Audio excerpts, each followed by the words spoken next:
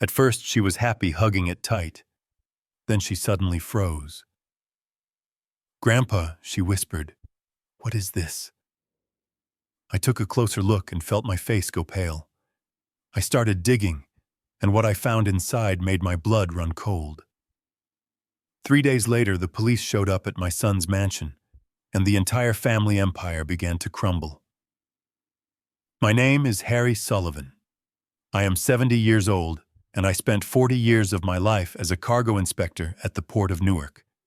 I know the smell of fake leather, I know the weight of contraband, and I know when someone is lying to my face. But nothing prepared me for the lie I walked into last Saturday. Before I tell you what I found inside that bear, please subscribe to the channel and let me know in the comments which city you are watching from. Your support helps me expose the truth. I stood in the corner of the Donovan family's sprawling living room, clutching a glass of lukewarm water. I felt like a stain on their pristine white carpet. This was my granddaughter Lily's 10th birthday party, but it felt more like a corporate merger event. Men in three-piece suits were discussing stocks, and women were comparing diamond sizes. I was wearing my best suit, a navy blue wool blend I bought 10 years ago for my wife's funeral.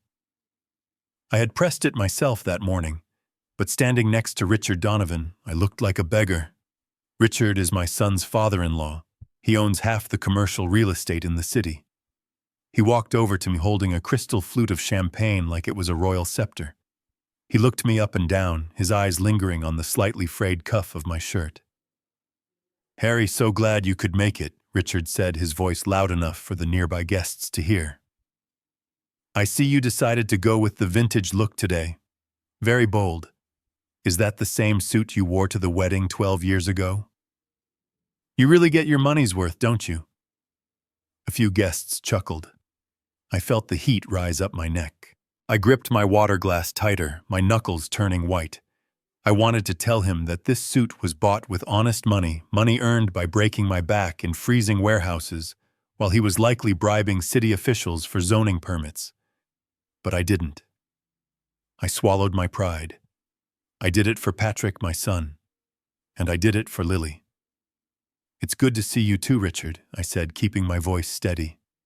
"Just try not to brush against the curtains." "Harry?" Richard laughed, patting my shoulder with a heavy condensing hand. "They are imported silk. Stains are a nightmare to get out." He walked away, leaving me standing there, burning with humiliation. I looked across the room at my son Patrick. He was standing near the buffet table, looking pale and nervous. He didn't make eye contact with me. He was busy refilling wine glasses for Richard's friends. My heart broke a little. My son wasn't a partner in this family. He was a servant. Suddenly the music stopped. It was time for the main event. Monica, my daughter-in-law, clapped her hands for attention.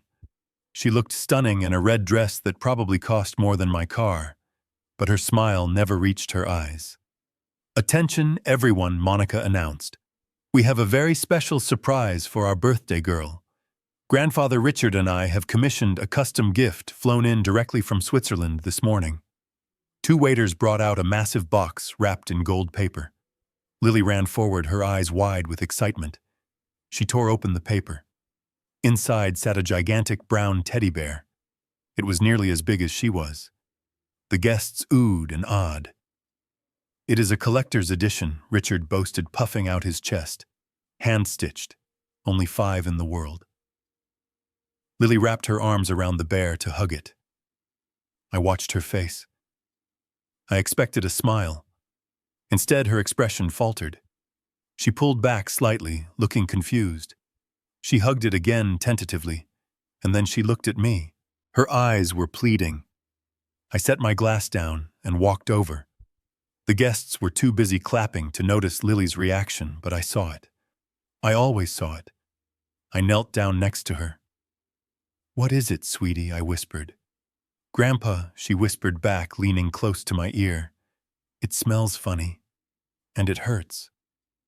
"Hurts?" I asked. "It is too hard," she said. "It is not squishy like my other bears. My instincts kicked in. The old inspector in me woke up. I reached out and touched the bear's arm. The fur felt soft, high quality. But when I squeezed, I felt it. Resistance. It wasn't the soft bounce of polyester fiber fill. It was dense. Heavy. I leaned in closer, pretending to admire the bow tie on the bear's neck. That was when I smelled it. It was faint, masked by the heavy perfume in the room and the scent of expensive lilies, but it was there. Formaldehyde. And underneath that, the distinct, acrid smell of industrial packing grease. This wasn't a toy. This was cargo. I ran my hand down the bear's side, my fingers probing through the fur. I felt lumpy, irregular shapes beneath the surface. Packets. Hard objects wrapped in plastic. My heart started hammering against my ribs. I looked up at Richard. He was busy laughing with a senator, completely ignoring his granddaughter. Then I saw it. Under the bear's left armpit, hidden by the fur, a seam, but not a machine-finished seam like you would find on a Swiss luxury toy. This was a hand-stitched job. The thread was slightly different in shade, and the spacing was uneven. Someone had opened this bear up and sewn it back together in a hurry. A cold sweat broke out on my forehead. I knew exactly what this was. I had seen it 100 times in the port. This is how smugglers move high-value contraband. They use mules, and the best mules are the ones who don't know they are carrying anything. They were using my granddaughter. My mind raced. Lily and Monica were scheduled to fly to Europe next week for a summer vacation. If this bear went through airport security, and if the customs agents were half as good as I used to be, Lily would be the one holding the bag. I looked at Patrick. He was watching me now. His face was gray, terrified. He knew. My God, my own son knew about this. I couldn't leave this bear here. If I raised my voice now, Richard would destroy me. He would call security, throw me out, and the bear would disappear. I needed evidence. I needed to get this bear out of this house. I stood up, forcing a smile that felt like it might crack my face. I looked at Lily and said loudly enough for Monica to hear. "Oh dear, Lily. It looks like there is a bit of dust on this bear from the shipping crate. You know how sensitive your allergies are." Monica swooped in like a hawk. "What are you talking about, Harry? That bear is pristine." I pointed to a non-existent spot on the bear's shoulder. "Look right there. And it smells a bit like warehouse chemicals. We can't have Lily sleeping with this tonight. It might trigger her asthma." Lily didn't have asthma, but Monica didn't know that. She barely paid attention to the child. "I will take it home and give it a professional steam clean." I lied, my voice steady despite the adrenaline coursing through my veins. "It is a tradition in our family, right, Patrick? The grandfather always prepares the first gift." I looked at my son, daring him to contradict me. Patrick swallowed hard. He stepped forward, his hands shaking. "Yes," he stammered. "Yes, Dad is right. He is an expert with fabrics. Let him clean it, Monica." Monica's eyes narrowed. She looked from me to Patrick and then to the bear. For a second, I thought she was going to call her security guards to tackle me. The air in the room grew thick with tension. Richard turned around, sensing the shift in atmosphere. "Is there a problem here?" Richard asked, his voice low and dangerous. "Harry thinks the bear is dirty." Monica spat out the word like it was poison. I stepped in front of the bear, placing my hand protectively on its head. I felt the hard lumps underneath again. "Not dirty, Richard. Just needs to be safe for the child. You wouldn't want your precious granddaughter getting a rash from packing dust, would you? Surely a man of your status cares about safety." I trapped him. If he refused, he looked like he didn't care about Lily's health in front of his high society friends. Richard stared at me, his eyes cold, calculating. He knew something was wrong, but he couldn't make a scene now. Not here. "Fine," Richard said, waving his hand dismissively. "Take it. Clean it. Bring it back tomorrow morning. First thing. Of course, I said. First thing. I picked up the bear. It was heavy. Unnaturally heavy. At least 20 pounds. I didn't wait for cake. I didn't say goodbye. I walked out of that mansion with the bear in my arms, feeling Richard's eyes burning holes into my back. As I reached the front door, I glanced back one last time. Patrick was watching me, and he mouthed two words that chilled me to the bone. Run, Dad. I got into my rusted sedan, threw the bear onto the passenger seat, and locked the doors. My hands were shaking so bad I could barely put the key in the ignition. I didn't go home immediately. I drove in circles for 20 minutes, checking my rearview mirror, making sure no black SUVs were following me. When I finally got to my small apartment, I carried the bear inside and threw the deadbolt. I placed it on my kitchen table. Under the harsh fluorescent light, the bear looked innocent. Cute, even. But I knew better. I went to my tool drawer and pulled out my old cargo knife. The blade was still sharp. I looked at the bear, then at the knife. I am sorry, Teddy, I whispered. I sliced open the stitching under the armpit. I reached my hand into the stuffing. My fingers brushed against cold, hard plastic. I pulled out the first packet. It wasn't drugs. It was something heavier. I cut the plastic open, and a dozen rough, uncut stones spilled onto my table. They looked like glass, but I knew what they were. Diamonds. Unregistered, uncut conflict diamonds. But there was something else. Deep in the belly of the bear, wrapped in bubble wrap, was a hard drive. I sat back in my chair, staring at the fortune scattered on my cheap laminate table. This wasn't just smuggling. This was a war chest. And my son's in-laws were planning to hang it all around my granddaughter's neck. My phone rang. The screen lit up with Monica's name. I stared at it. I didn't answer. I knew this was just the beginning. I lit a cigarette, my first in 20 years, and watched the smoke curl up towards the ceiling. They messed with the wrong grandpa. I tightened my grip on the bear's shoulder.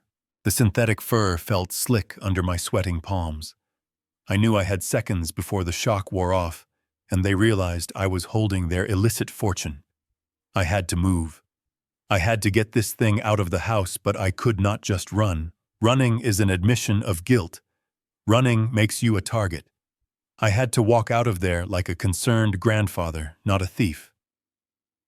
I looked down at Lily. Her small hands were still resting on the bear's leg. She looked confused, sensing the tension radiating off the adults like heat from a pavement. "Lily, honey," I said, keeping my voice loud enough for the nearby guests to hear. "Oh dear, look at this. It seems someone dropped a piece of cake right here on the bear's paw." I pointed to a completely clean patch of brown fur. It was a weak lie, but it was the only one my panic-stricken brain could conjure up. Lily frowned, squinting at the paw. "Where, Grandpa?" "I do not see it." "It is sticky, sweetie," I insisted, gently pulling her hand away. "And you know how ants get into everything. We cannot have ants in your bed." "I better take this to the kitchen." "Actually, you know what, I have that industrial steam cleaner in my truck. The one I use for the upholstery. I should just take it out and give it a quick once-over right now." I started to lift the bear. It was heavy. Dead weight. The diamonds and the hard drive inside shifted, making a dull thud that was thankfully masked by the jazz music playing over the speakers. I stood up, turning to head toward the front door. I barely took 2 steps before a hand clamped onto my forearm. It wasn't a gentle touch. It was a vice grip. Sharp nails dug into the fabric of my suit jacket, piercing through to the skin. I stopped and looked down. It was Monica. The smile was gone. The polished high society hostess mask had completely vanished. In its place was a look of feral desperation. Her eyes were wide, the pupils dilated. She wasn't looking at me. She was staring at the bear as if it were an oxygen tank and she was suffocating. "Leave it, Harry," she hissed. Her voice was a low growl unrecognizable from the sweet tone she used when the cameras were flashing. "We have maids. The maids will clean it. Put it down." I tried to pull my arm away, but she held on. For a woman who spent her days at the spa, she had a terrifying amount of strength. "It is no trouble, Monica," I said, trying to keep my tone light, playing the part of the helpful, oblivious old man. "You know I don't trust those maids with delicate fabrics. This is Swiss right, hand-stitched. You need a professional touch." "I do not care about your professional touch," she snapped, her voice rising an octave. Several guests near the chocolate fountain turned their heads. Monica realized she was drawing attention and lowered her voice again, leaning in so close I could smell the champagne on her breath. "Give me the bear, you senile old fool. Do not make me ask you again." The insult stung, but I let it slide. I had been called worse by dock workers and smugglers in my time. I looked past her shoulder and saw Richard Donovan making a beeline for us. He moved with the heavy, unstoppable momentum of a cargo ship. He wasn't smiling. He signaled with 2 fingers to a pair of large men in black suits standing by the patio doors. Private security. My heart hammered against my ribs. If those security guards got to me, it was over. They would drag me into a back room, take the bear, and probably break a few of my ribs for the trouble. I had to escalate this. I had to make a scene that they couldn't cover up. Richard arrived, blocking my path to the door. He towered over me, radiating menace. "Is there a problem here, Harry?" Richard asked. His tone suggested that the problem was me, and the solution was about to be painful. "Harry is confused, Richard," Monica said quickly, not letting go of my arm. "He thinks he needs to take the gift home.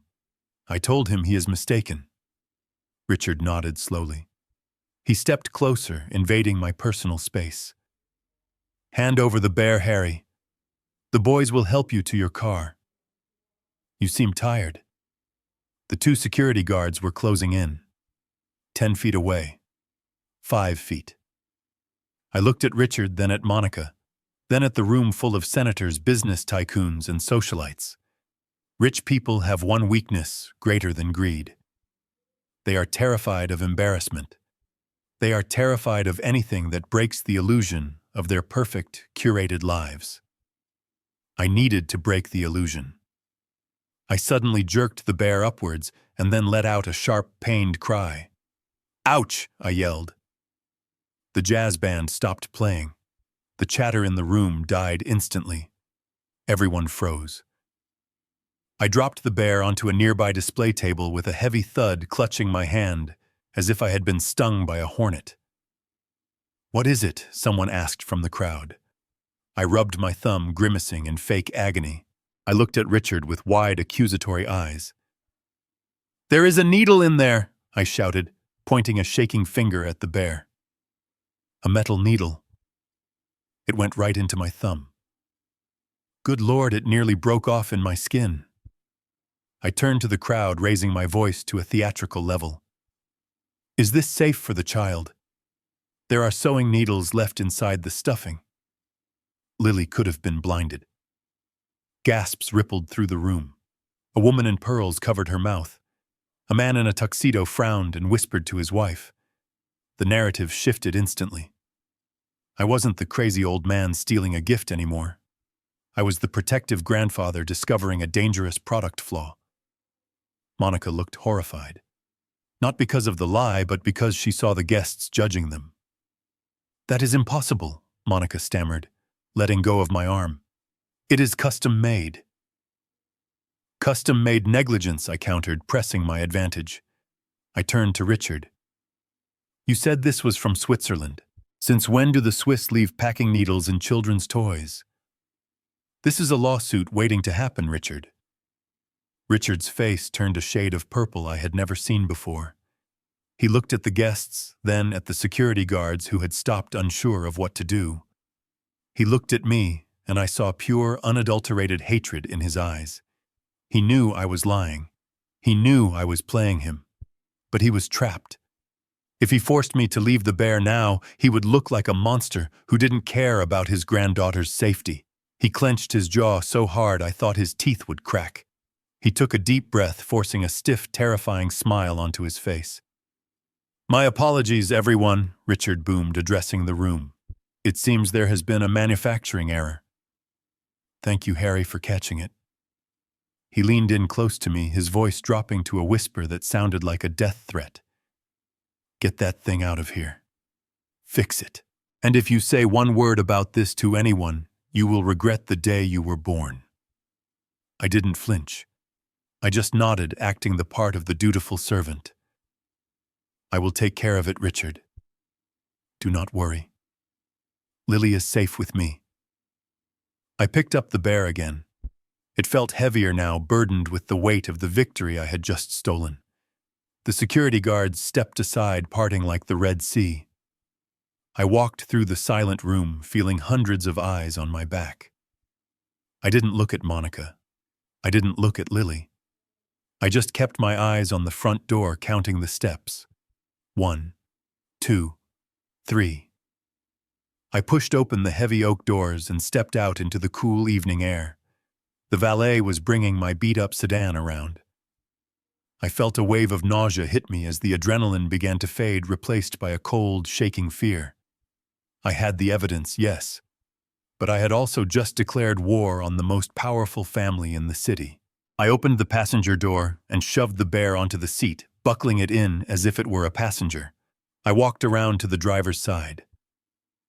"Dad." The whisper came from the shadows near the garage. I froze. I turned slowly. Patrick was standing there, half hidden behind a decorative pillar. He looked like a ghost. His face was pale, his eyes red-rimmed. He was hugging himself, shivering despite the mild weather. I took a step toward him. "Patrick, come with me. Get in the car. We can go to the police together." He shook his head violently, tears spilling over his cheeks. He looked back toward the house, terrified that Monica might be watching from a window. "I cannot," he whispered, his voice cracking. "They have everything, Dad. My signature is on everything. I am already dead." "Patrick, listen to me," I pleaded, reaching out a hand. He flinched back. He looked at me with an expression of pure, agonizing love and despair. It was the look of a man saying goodbye. "Just run, Dad," he choked out. "Do not go home. Do not stop. Just drive. If they catch you, they will kill you. Please, save Lily." Before I could say another word, he turned and ran back into the shadows, disappearing into the side entrance of the mansion.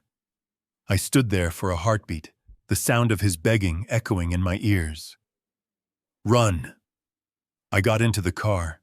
My hands were shaking so badly, I dropped the keys twice before jamming them into the ignition. The engine sputtered and roared to life. As I pulled out of the driveway, I looked in the rearview mirror. The front door of the mansion opened. 2 men in black suits walked out. They weren't looking at the stars. They were looking at my taillights. They climbed into a black SUV. I slammed my foot on the gas. The chase had begun. I drove like a man possessed. My eyes darted between the dark road ahead and the rearview mirror every 3 seconds.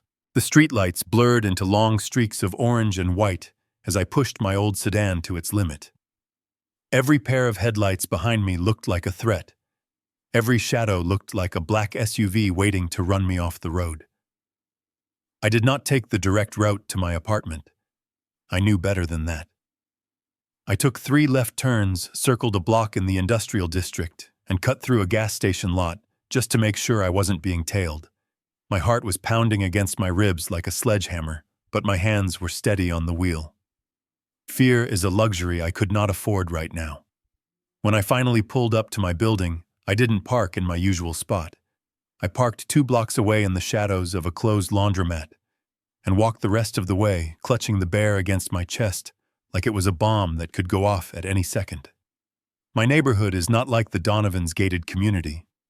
Here the street lamps are broken, and the air smells of exhaust and stale garbage. But tonight, the danger wasn't coming from the muggers or the gangs. It was coming from the billionaires. I climbed the 3 flights of stairs to my apartment, my knees protesting with every step. I fumbled with my keys, my breath coming in short, sharp gasps. Top lock, deadbolt, chain. I secured my fortress behind me and threw the bear onto my small, scarred kitchen table. It sat there staring at me with those glassy plastic eyes. It looked so innocent. A soft brown cuddly toy that any 10-year-old girl would kill for. But I knew what lay beneath. I went to the drawer under the sink and pulled out my old cargo knife. The handle was worn smooth from 40 years of use at the port, the blade honed to a razor edge. I used to use this knife to slice open shrink wrap on pallets of suspicious electronics. Tonight, I was performing surgery. I turned on the overhead light. It flickered and buzzed, casting a harsh clinical glow over the table. I took a deep breath and grabbed the bear by the neck. "I am sorry, buddy," I muttered. I inserted the tip of the blade into the hand-stitched seam under the left armpit. With a precise fluid motion, I sliced downward. The thread popped with tiny snapping sounds. I pulled the fabric apart. What I saw made my stomach turn. A normal teddy bear is stuffed with polyester fiberfill, soft and giving. This bear had a layer of cotton that was barely an inch thick, just enough to make it feel soft, to a casual touch. Beneath that thin disguise was a wall of thick, industrial plastic sheeting. I cut through the plastic. There was no fluff inside.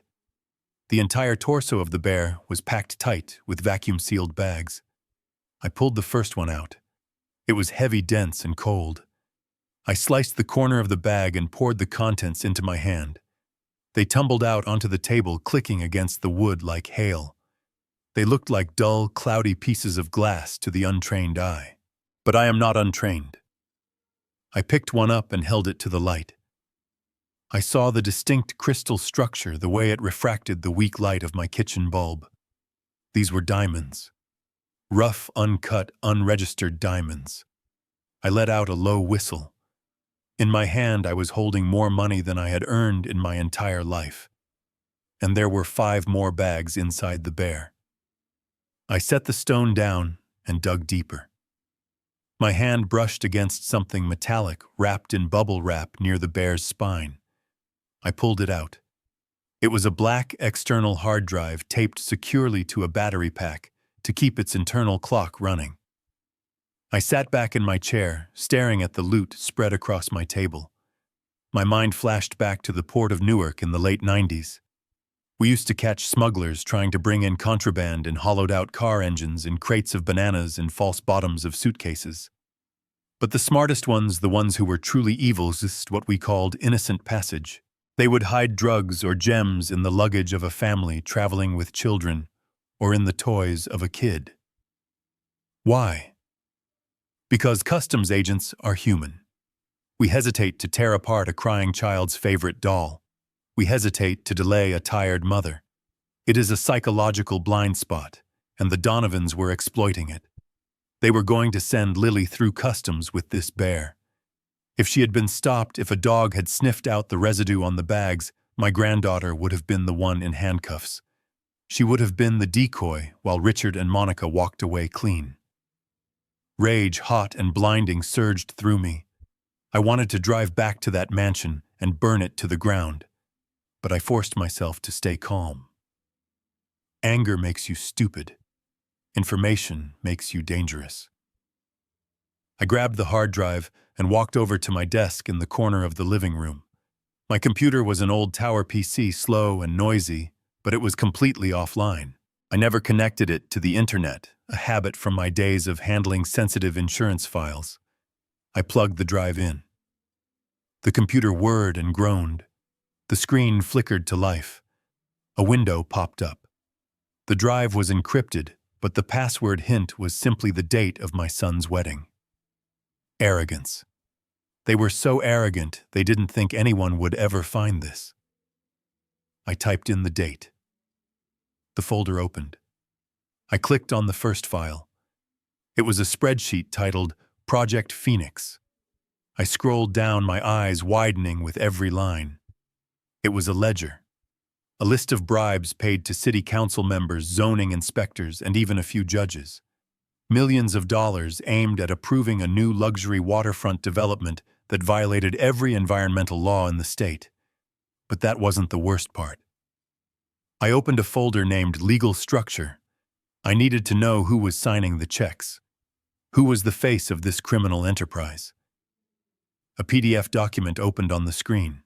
It was the incorporation paper for a shell company based in the Cayman Islands. The company that technically owned the diamonds, the company that paid the bribes, the company that would take the fall if anything went wrong. I scrolled to the signature line at the bottom of the page. I stopped breathing. The room seemed to spin. There, in black ink, was a signature I had taught a little boy to write 30 years ago. A signature I had seen on report cards on baseball team sign-up sheets on a marriage license. Patrick Sullivan. Below his signature, his title was printed in bold letters. Chief Executive Officer. My son. My foolish, weak, terrified son.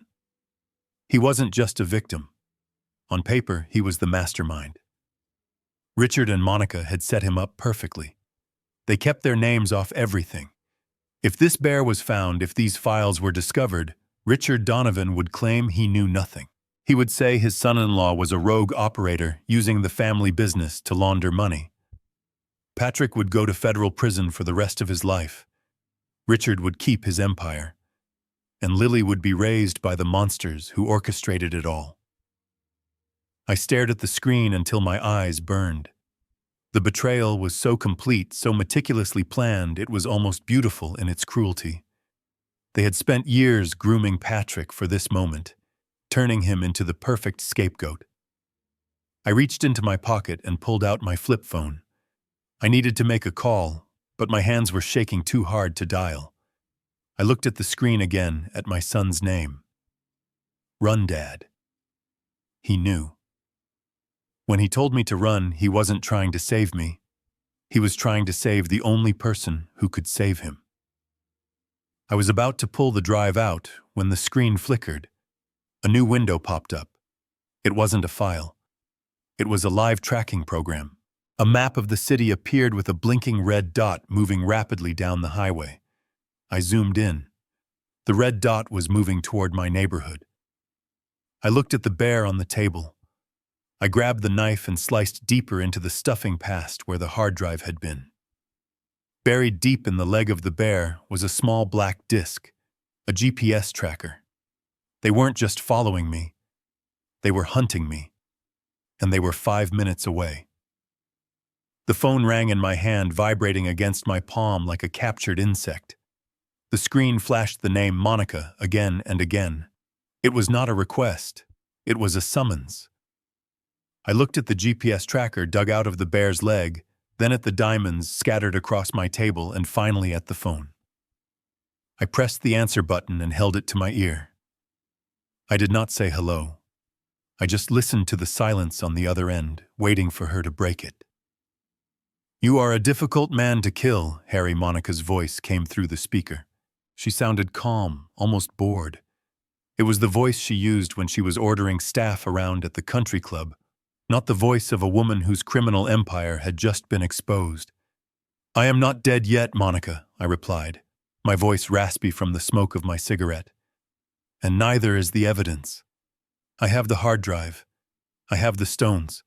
I am looking at your retirement fund right now, and it looks like a life sentence to me." There was a pause. I heard the clinking of ice against glass. She was drinking. "You have nothing." "Harry," she said, her tone dropping to a chilling conversational level, "you have a pile of rocks and a stolen hard drive. But what you really have is a choice.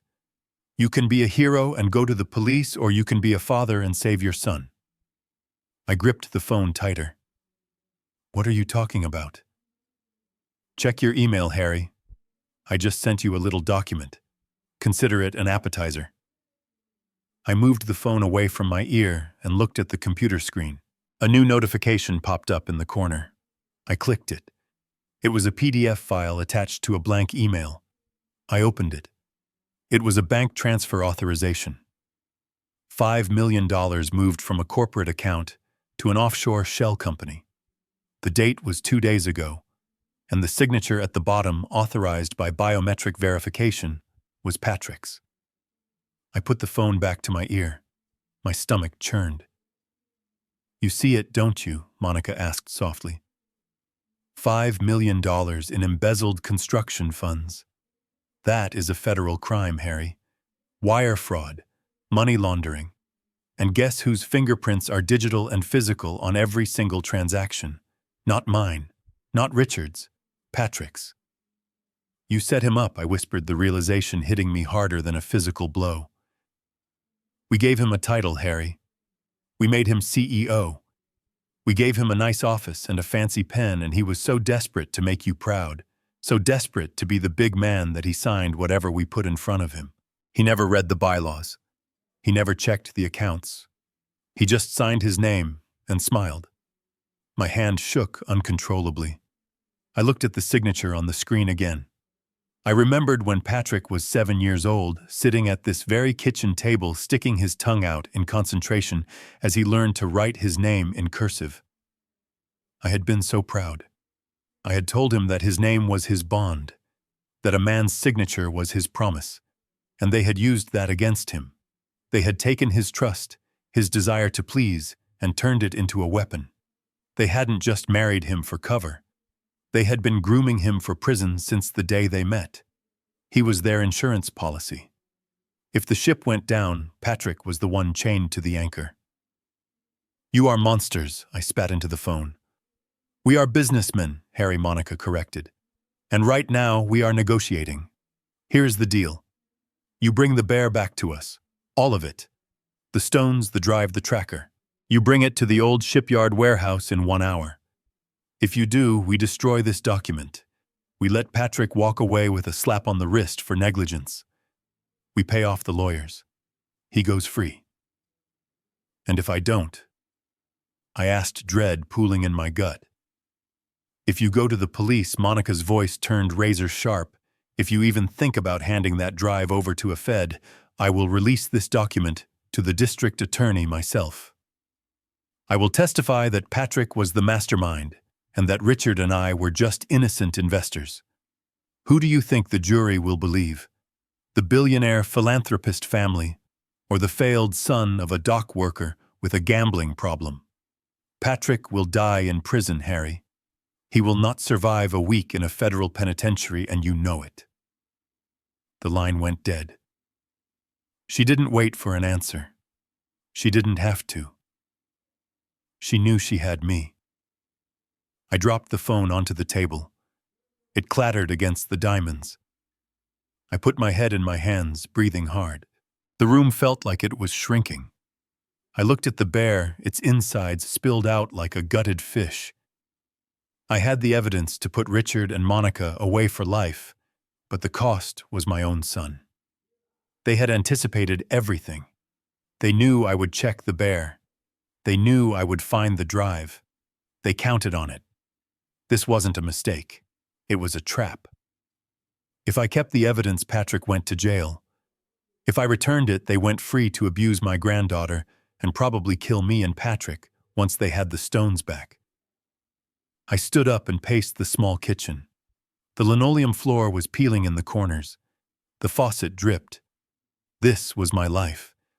I had played by the rules for 70 years, and I had nothing. They broke every rule, and they owned the city. I looked at the computer screen again. Patrick's signature. He didn't read it, I said aloud to the empty room. He trusted them. A sudden violent crash shattered the silence. I instinctively ducked, covering my head, as shards of glass sprayed across the living room floor. The window facing the street had exploded inward. The wind rushed in, carrying the noise of the city and the smell of ozone. My heart seized in my chest.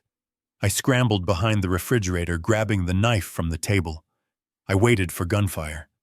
I waited for footsteps on the stairs. But there was nothing. Just the wind and the settling of broken glass. Slowly, carefully, I peered around the edge of the fridge. Lying in the middle of my living room rug, surrounded by glittering shards of my window, was a red brick. I stepped over the glass, my shoes crunching on the debris.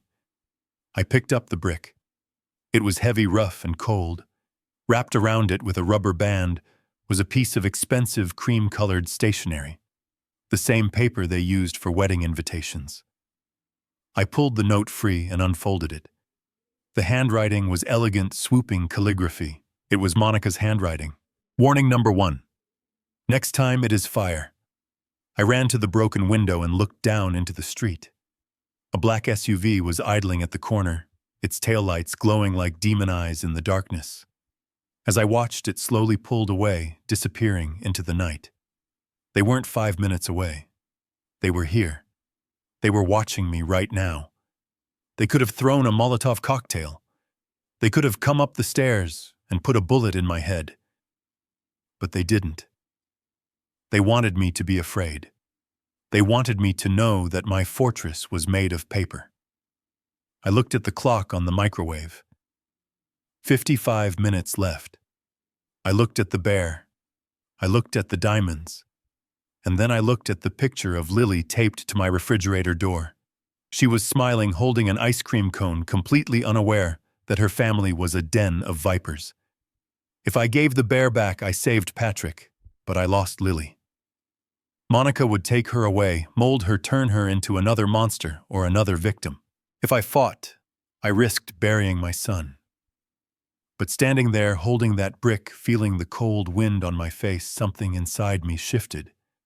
The fear that had been gripping my throat began to loosen, replaced by a cold, hard clarity.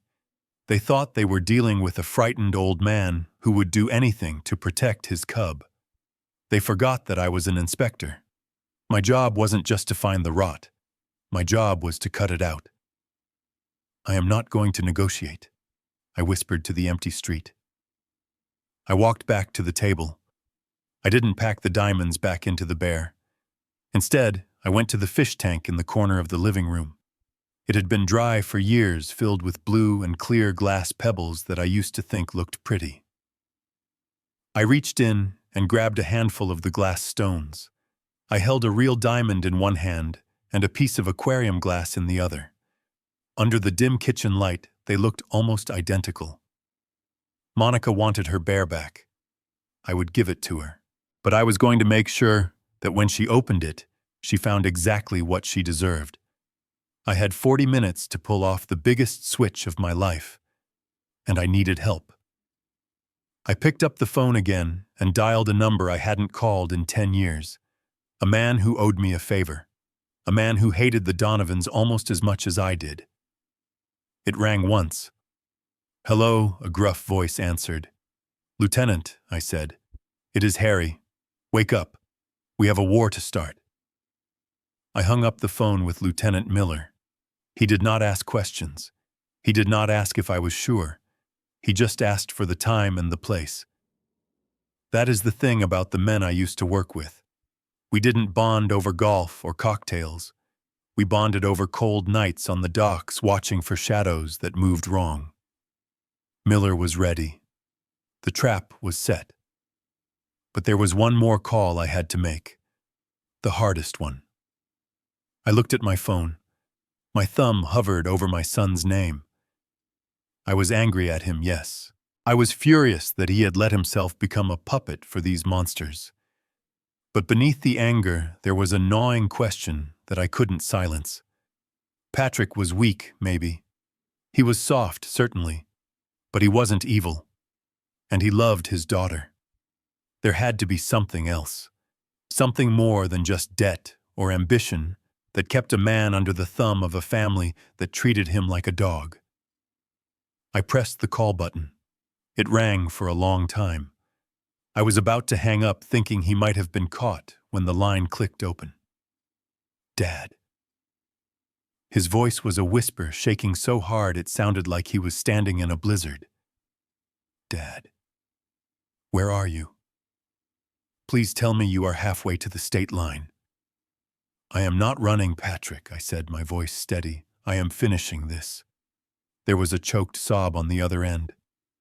"No, Dad. You do not understand. You have to run. They will kill you. They will kill all of us. You do not know what they are capable of." "I know exactly what they are capable of," I snapped. "They are smugglers, Patrick. They are thieves. I have dealt with their kind for 40 years. "No," he screamed, the sound distorting the speaker. "It is not just smuggling. It is not just the money." "Then tell me," I demanded. "Tell me why you let them do this. Tell me why you signed those papers. Tell me why you let them put a target on your own daughter's back." Silence stretched over the line. Heavy, suffocating silence. I could hear his breathing ragged and wet. "It was Mom," he whispered. I froze. The kitchen seemed to drop 20 degrees. I gripped the edge of the table so hard my knuckles turned white. "What did you say?" Patrick's voice broke, dissolving into a torrent of anguish. "It wasn't an accident, Dad. Mom's car accident 5 years ago. It wasn't the brakes failing. It wasn't the rain." The world stopped spinning. I felt a roaring sound in my ears like the ocean crashing against the rocks. I remembered that night. The knock on the door. The police officer taking off his hat. The twisted metal of our old station wagon wrapped around a telephone pole. The coroner said it was mechanical failure. I had mourned. I had cried until I was empty. I had blamed the car. I had blamed the weather. She found out, Patrick sobbed. 5 years ago. She saw the papers in Richard's home office. She found out about the slush fund. She confronted Monica. She told them she was going to the FBI. I closed my eyes. I could see her. Martha. My Martha. Brave, stubborn, righteous Martha. Of course she would confront them. She never walked away from a fight in her life. "They threatened you, Patrick," continued his voice, barely audible now. "They told her that if she spoke to anyone, if she went to the police, you would have an accident at the port. A container falling. A crane malfunction. They said they would bury you under 10 tons of steel." Tears leaked from my eyes, hot and angry. She protected me. She stayed silent to keep me alive. "She was going to leave the city," Patrick said. "She was coming to tell you we had to move. And then the car." He couldn't finish the sentence. He didn't have to. I realized then that I had been living in a fog for 5 years. I had thought I was a widower. In reality, I was the husband of a murder victim. And the man who ordered the hit had been eating my birthday cake and patting me on the back for half a decade. "And you knew," I whispered. The words tasted like ash. I found out a year later, Patrick cried. Monica told me when I tried to quit. She laughed about it. She said, "Accidents run in the family." She said if I didn't sign the papers, if I didn't play the part of the CEO, Lily would be next. Dad, I was so scared. I thought if I just did what they said, if I just kept my head down, I could keep you and Lily safe. I am a coward, Dad. I am so sorry. I stood there in the center of my dark, broken apartment. The grief that had weighed on me for 5 years evaporated. The sadness was gone. The pity for my son was gone. The fear of the Donovans was gone. In their place, something else settled in my chest. Something cold, something hard, something sharp. I wiped the tears from my face with the back of my hand. My movements were slow, deliberate. I looked at the reflection in the broken window. I didn't look like a 70-year-old grandfather anymore. The stoop in my shoulders was gone. My eyes were clear. I was back on the docks. I was the inspector. The man who didn't take bribes. The man who didn't look the other way. The man who hunted rats and crushed them. Richard Donovan didn't just steal from the city. He didn't just use my granddaughter as a mule. He took my wife. He took the only woman I ever loved. And now he was going to pay. Not with money. Not with prison time. He was going to pay with everything. Patrick, I said. My voice was different now. It was lower, deeper.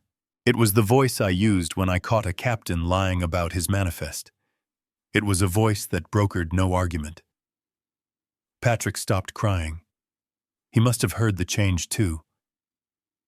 Dad. Listen to me very carefully, I said. Wipe your face. Put on a fresh shirt. Go downstairs and splash cold water on your eyes.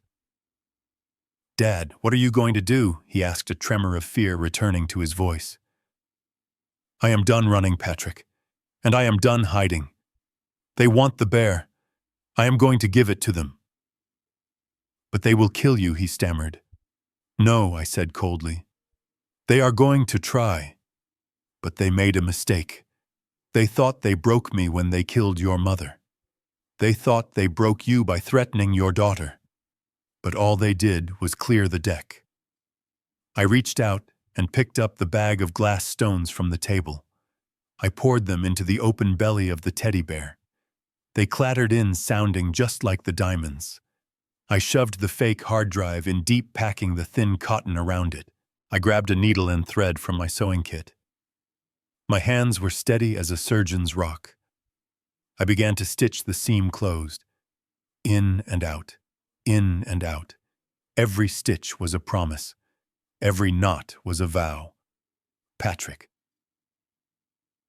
I said, pulling the final knot tight and biting the thread. Yes, Dad. Stop crying. Stop apologizing. You are a Sullivan. Tonight, you are going to stand up. You are going to meet me at the warehouse. And you are going to watch. Watch what he asked. I picked up the bear. It looked perfect. I looked at the knife on the table and slipped it into my pocket. Tonight, I said, staring into the darkness of the night. Tonight. I teach them the final lesson. I cleared the kitchen table, sweeping the remnants of my dinner onto the floor. I did not care about the mess. I cared about survival. I went to the living room and looked at the old dry fish tank sitting in the corner. It had been gathering dust since Patrick was a teenager, filled with blue and clear glass pebbles that we used to pretend were pirate treasure. I grabbed a heavy book from the shelf and smashed the side of the tank. Glass shattered everywhere, mixing with the pebbles on the carpet. I knelt down, ignoring the sharp edges digging into my knees, and started sifting through the debris. I picked out the clear stones, the ones that had lost their shine over the years, the ones that looked rough and clouded. I carried a handful back to the kitchen and laid them next to the real diamonds. To a jeweler, the difference would be obvious. But to a greedy real estate tycoon standing in a dimly lit warehouse, they would pass. I went to my toolbox and pulled out a sheet of fine grit sandpaper and a small metal file. This was where 40 years of inspecting cargo paid off. I knew how to spot a fake, which meant I knew exactly how to make one. I took the first piece of glass and began to rub it against the sandpaper. I needed to dull the surface to give it that waxy, greasy texture of a raw diamond. The sound of the glass scratching against the paper filed the silent apartment. It was a rhythmic, hypnotic noise. With every stroke, I imagined chipping away at Richard Donovan's empire. I worked quickly, my hands moving with a precision I thought I had lost. I marred the perfect edges of the glass, creating deliberate imperfections. Real diamonds are flawed. Only fakes are perfect. I held the treated glass up to the light. It caught the reflection dully, just like the stones from the bear. It was a crude forgery, but it only had to work for 5 minutes. Once the physical trap was set, I turned to the digital one. I sat down at my computer again. The original hard drive was still plugged in. I opened a browser and logged into a secure cloud storage account I hadn't used in years. I dragged the entire folder of evidence, the bribes, the bank transfers, the emails, and dropped it into the upload box. The progress bar crawled across the screen. I watched it like a hawk. 10%. 30%. I lit another cigarette, my eyes glued to the screen. If the internet cut out now, if the power failed, it was all over. 50%. 80%. Done. The files were safe. They were out of my hands and in the ether where Richard couldn't burn them or bury them. But saving the data wasn't enough. I needed a weapon. I opened a folder on my desktop labeled Utilities. It contained a piece of software I had acquired from a Russian sailor back in the 90s, a data wiper designed to scrub manifests clean. I had never used it for anything illegal, just to clean up old company laptops before donating them. But tonight, I reprogrammed it. I set the parameters to execute, not immediately, but on a delayed timer, 1 hour after the drive was accessed. I dragged the virus file onto the root directory of the hard drive and renamed it System Config so it would look like a standard system file. When Richard or his tech guys plugged this into their server to verify the data, the virus would sit dormant, waiting like a sleeping viper. And when it woke up, it wouldn't just erase the drive. It would overwrite every sector with zeros, turning their precious leverage into a useless brick. I ejected the drive and held it in my hand. It felt cold, heavy.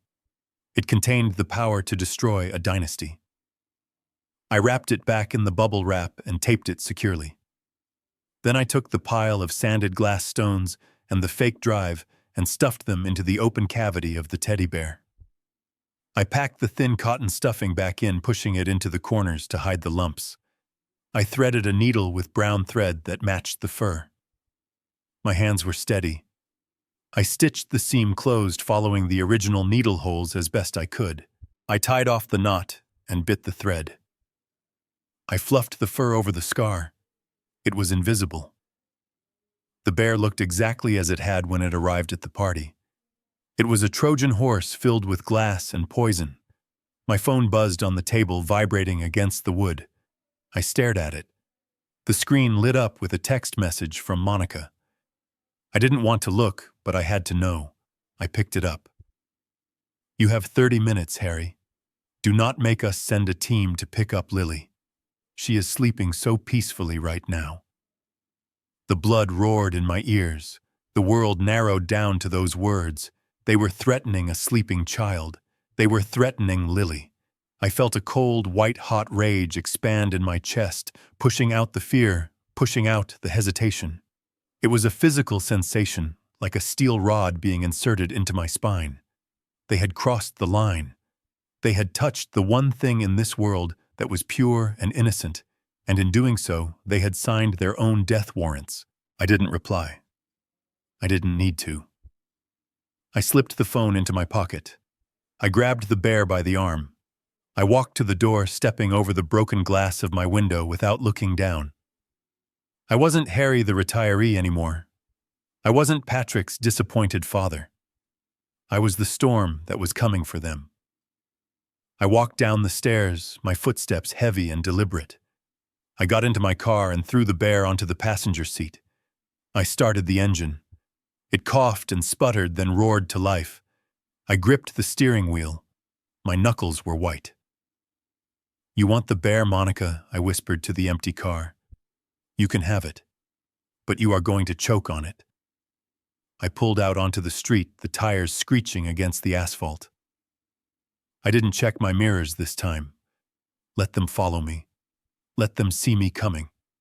I wanted them to know I was bringing the war all to their doorstep.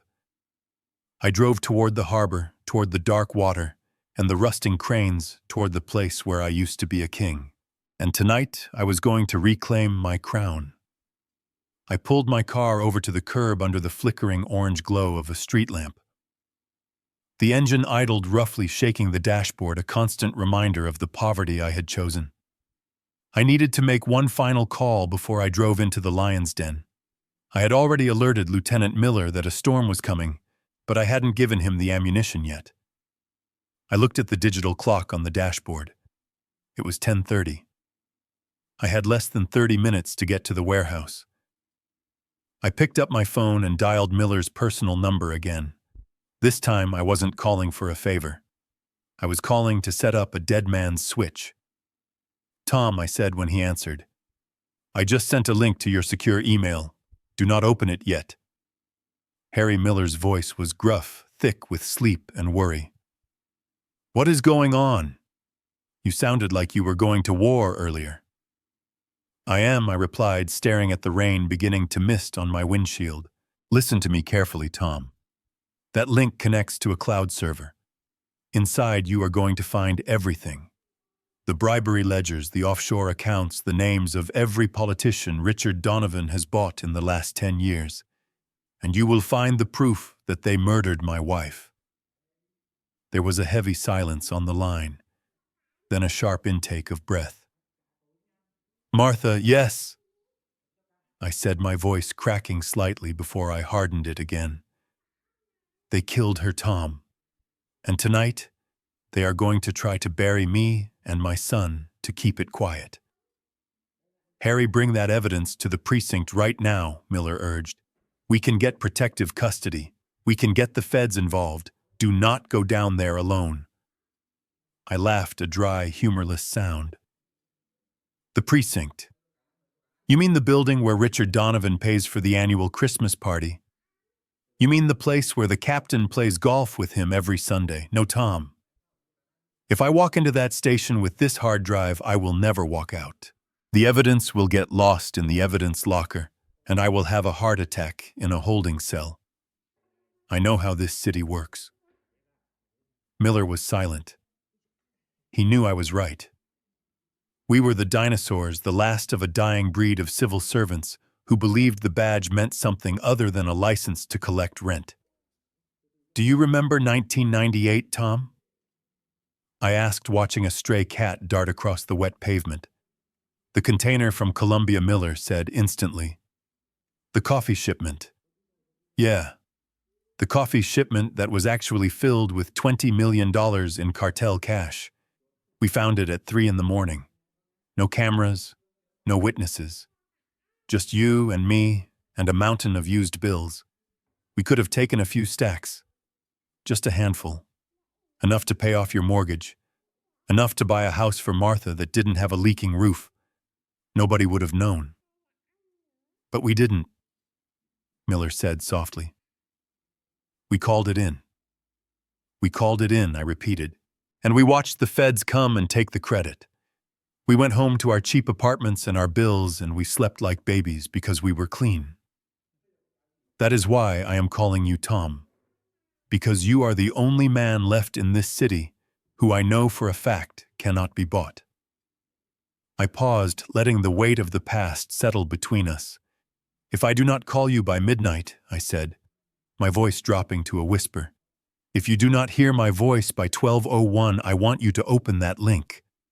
And I do not want you to give it to the police. I want you to send it to the press, send it to the Times, send it to the Tribune, send it to every news station from here to D.C. Burn it all down, Tom. Make sure the whole world sees what they did. Harry, don't do this, Miller pleaded. Just tell me where you are. I will bring my peace. I will come off the books. No, I said firmly. This is family business. I have to look Richard in the eye when I take everything from him. Just promise me, Tom. Midnight. I promise, Miller said, his voice heavy with resignation. Midnight. Good hunting, Harry. I hung up the phone and tossed it onto the passenger seat. It landed next to the bear. I looked at the teddy bear. It sat there slumped slightly against the door, staring ahead, with its plastic button eyes. It looked exactly the same as it had when Monica handed it to Lily. The brown fur was fluffy, the bow tie was straight. I ran my hand over the seam I had just stitched. It was invisible. I had done a good job. My hands, old and calloused, had remembered the rhythm of the needle.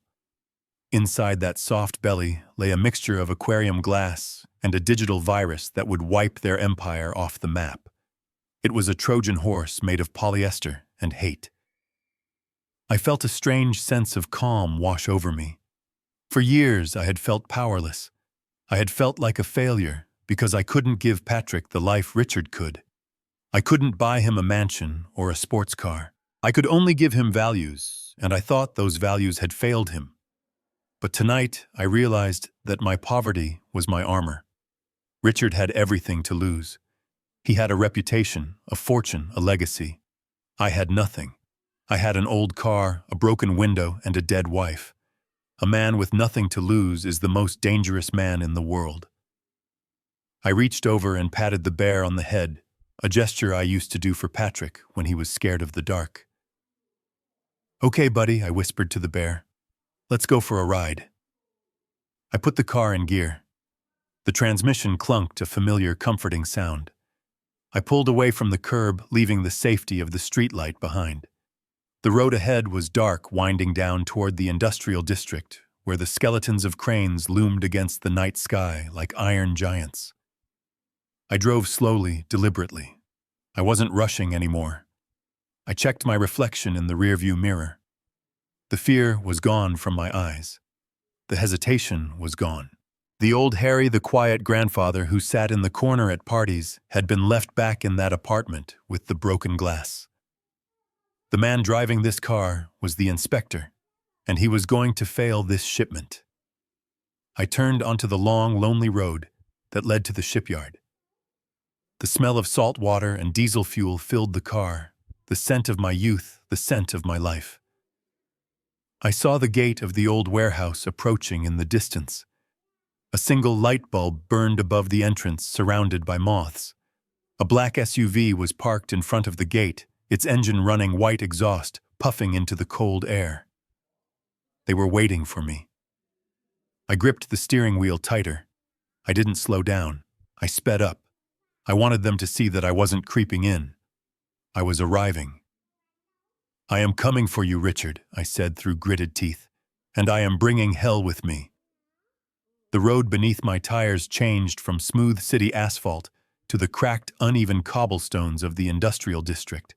The streetlights here were sparse, casting long, skeletal shadows that danced across the hood of my car.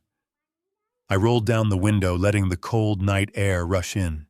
It smelled of salt water, rotting seaweed, and diesel fuel. To most people, it is the smell of decay. To me, it is the smell of home. For 40 years, I drove this route every single morning before the sun came up. I know every pothole, every rusted fence, and every abandoned crane that lines the waterfront like a graveyard of giants. Richard Donovan chose this meeting place because he thinks it is isolated. He thinks it is a place where screams go unheard and bodies disappear into the dark water. He thinks he owns this city because he bought the politicians and the police. But he is wrong. He might own the skyscrapers downtown, but the docks belong to us. The docks belong to the men with calloused hands and aching backs who built his fortune one shipping container at a time. He invited me here to kill me, but he made a tactical error. He invited a shark back into the ocean. I drove past the old cannery that shut down in the 80s. I remembered the strike we organized there, standing shoulder to shoulder in the freezing rain until the owners caved. I drove past the rusted hull of the SS Liberty, a ship I inspected 1,000 times. These weren't just landmarks. They were witnesses. They were my history. And tonight, they would witness one last fight. I glanced at the passenger seat. The teddy bear sat there, staring blankly ahead. It looked so harmless, so soft. It was hard to believe that inside that plush belly lay the power to topple a billion-dollar empire. I reached out and touched its paw, reassuring myself that the stitches were holding, that the trap was set. Suddenly, a blinding light flooded my rearview mirror. I squinted, adjusting the mirror. It wasn't a street lamp. It was a pair of high-intensity LED headlights burning white and hot. They were close. Too close. I checked my speedometer. I was doing 40. The vehicle behind me was doing 60. I gripped the steering wheel, my knuckles turning white. I didn't speed up. I held my line. This was a single-lane road with a concrete barrier on one side and a drop-off into the drainage canal on the other. The lights got brighter, filling the entire cabin of my car with a harsh, interrogating glare. I could see the outline of the vehicle now. It was a black SUV, massive and armored, looking like a tank designed for urban warfare. It was the same one that had been parked outside my apartment. They were not just following me. They were hunting me. Without a signal, without a warning, the SUV surged forward. The impact was deafening. Metal crunched against metal as the heavy bumper of the SUV slammed into the trunk of my sedan. My head snapped back against the headrest. The car lurched violently to the right, toward the concrete barrier. I fought the wheel, my forearms burning with the effort. The tires screamed against the pavement, searching for traction on the slick stones. I slammed on the brakes, then pumped the gas, correcting the skid just inches before my fender scraped the wall. My heart hammered against my ribs like a trapped bird. Adrenaline flooded my system, sharpening my vision, slowing down time. They hit me again, harder this time. The rear window shattered, showering the back seat with safety glass. The SUV was trying to spin me out. They wanted to wreck me before I even reached the warehouse. They wanted me to crawl to Richard's feet, bleeding and broken. But I spent 20 years driving forklifts on icy decks. I know how to handle a vehicle when the world is spinning. "You want to play?" I snarled through gritted teeth. "Let's play." I slammed the gear shift into second. The engine roared in protest. I yanked the wheel to the left, cutting sharply in front of the SUV, forcing them to brake or hit the drainage ditch. They swerved. I saw the massive black grille dip as they slammed on their brakes. I didn't stop. I floored it. My old engine whined, pushing past its red line, but it held. I put distance between us. I wasn't running away. I was leading them. I saw the gate ahead. Pier 4. The destination. The SUV fell back, keeping a steady distance now. The attack was over. It was just a message. A love tap from Richard Donovan. A reminder of how small I was compared to his machine. I turned the wheel and drifted through the open chain-link gate. The tires kicked up gravel and dust. I drove toward the massive structure at the end of the pier. The warehouse looked like the mouth of a cave, dark and foreboding. I brought the car to a screeching halt right in the center of the loading zone. Dust swirled around the car and the beams of my headlights. I killed the engine. Silence rushed back in heavy and suffocating. The only sound was the ticking of my cooling engine and the distant lap of waves against the pylons. I took a deep breath. I checked my pocket for the knife. It was there. I checked the other pocket for the phone. It was there. I looked at the bear. "Showtime, buddy," I whispered. I grabbed the bear by the neck and opened the car door. I stepped out into the night. The wind whipped at my coat, carrying the spray of the sea. I stood there for a moment, letting them see me. Let them see the old man in the cheap suit standing alone against the darkness. Then a mechanical groan echoed through the night. The massive corrugated metal door of the warehouse began to rise. It moved slowly, grinding against rusted tracks, revealing the interior inch by inch. First I saw the concrete floor stained with oil and grease. Then I saw the polished black shoes of the security guards. Then the hem of Monica's evening gown. The door continued to rise. And then I saw him. My breath caught in my throat. In the center of the vast, empty space under the harsh glare of a single hanging halogen bulb was my son. Patrick was on his knees. His hands were zip-tied behind his back. His head hung low, his chin resting on his chest. But even from here I could see the damage. His white dress shirt was torn and stained with blood. His left eye was swollen shut, a dark purple bruise blossoming across his cheekbone. A trickle of fresh blood ran from his split lip, dripping onto the concrete floor. He looked so small. He looked like the little boy who used to scrape his knees playing stickball, waiting for me to come pick him up. But this time, a Band-Aid wouldn't fix it. Richard stood behind him holding a lit cigar. He looked bored. He looked at me, then at the bear in my hand, and smiled. It was the smile of a predator who sees a rabbit walking into the trap. I tightened my grip on the bear until the plastic eyes seemed to bulge. I didn't feel fear anymore. I didn't feel hesitation. I looked at my beaten son, and I felt the cold, hard resolve of an executioner. I took the first step forward, walking into the light. I walked into the circle of light, my footsteps echoing against the high metal ceiling of the warehouse. The air inside was stagnant, thick with the smell of old greased salt water and the pungent aroma of Richard's expensive cigar. I stopped 10 feet away from them, clutching the teddy bear to my chest like a shield. I made sure my shoulders were slumped. I made sure my hands were shaking visibly. To them, I had to look like a beaten dog coming to beg for scraps.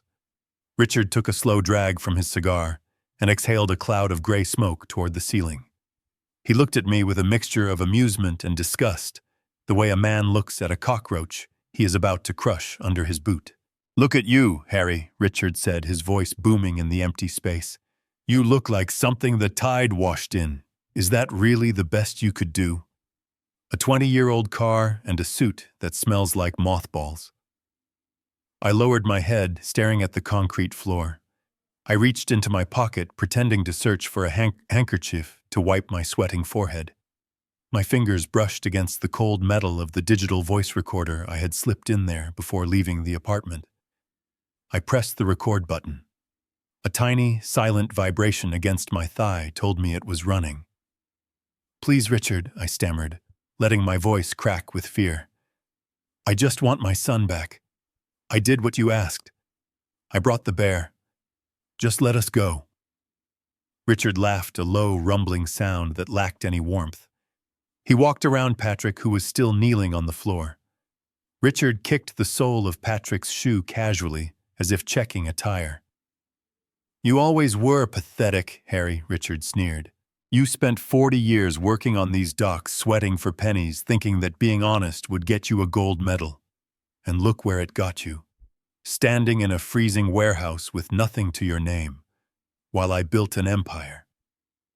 "You built it on lies," I whispered, loud enough for the microphone, but quiet enough to sound terrified.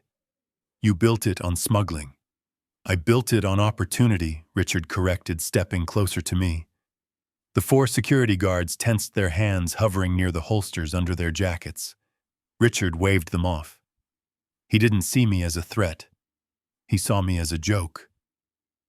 Monica stepped forward then. She looked impeccable in her evening gown, a stark contrast to the filth of the warehouse. She walked over to Patrick and grabbed a handful of his hair, jerking his head back. Patrick groaned, his eyes swollen shut, blood bubbling at the corner of his mouth. "Stop it!" I cried out, taking a half step forward. "Leave him alone!" Monica smiled, but her eyes were dead. She let go of Patrick's head, letting him slump back forward. She wiped her hand on a silk handkerchief and dropped it on the floor next to him. "Your son is weak, Harry," she said, her voice dripping with venom. "Just like you. We gave him everything. We gave him a title. We gave him a life most people only dream of. And he couldn't even handle a simple signature without crying about his conscience." "He is a good man," I said, gripping the bear tighter. "He loves his daughter." Monica laughed sharply. That sounded like breaking glass. "His daughter," she mocked. "Do you know why we chose a teddy bear, Harry? Because customs agents are soft. They see a cute little girl holding a fluffy toy and they smile. They wave her through. They do not put the toy through the X-ray because they do not want to upset the child." I felt a wave of nausea, but I forced myself to keep the act up. I needed them to say it. I needed it on tape. "You are using Lily," I asked, my voice trembling. "You are using a 10-year-old girl to smuggle diamonds." "We are using a resource," Monica replied coldly. "We fly to Zurich tomorrow morning. Lily walks through customs with her new birthday present. We get to the hotel, we cut the bear open, and we make $5 million tax-free. It is elegant. It is simple. And if by some miracle she gets stopped, well, who is going to prosecute a child? And the parents can simply claim ignorance." "You would let her take the fall?" I asked, widening my eyes in feigned horror. "Better her than me," Monica shrugged. "Children are resilient. Prison is not for people like us, Harry." I looked at Richard. He was nodding in agreement, puffing on his cigar. They were so comfortable. They were so sure that I was about to die that they didn't mind confessing their entire plan. They thought they were speaking to a ghost. "And the hard drive?" I asked, shifting the bear in my arms. "What about the files?" Richard flicked ash onto the floor. "The files are just insurance, Harry. But since you were kind enough to bring them back, we will scrub them. Patrick here was going to be our scapegoat if the feds ever came sniffing, but honestly, he is becoming more trouble than he is worth." I looked at Patrick. He wasn't moving. I hoped he could hear this. I hoped he could hear exactly what they thought of him.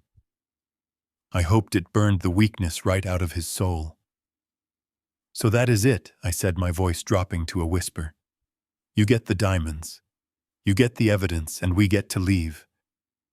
That was the deal, Monica. Monica looked at me with pity. It was the cruelest look I had ever seen. "Oh, Harry," she sighed. "You really are a senile old fool. There was never a deal.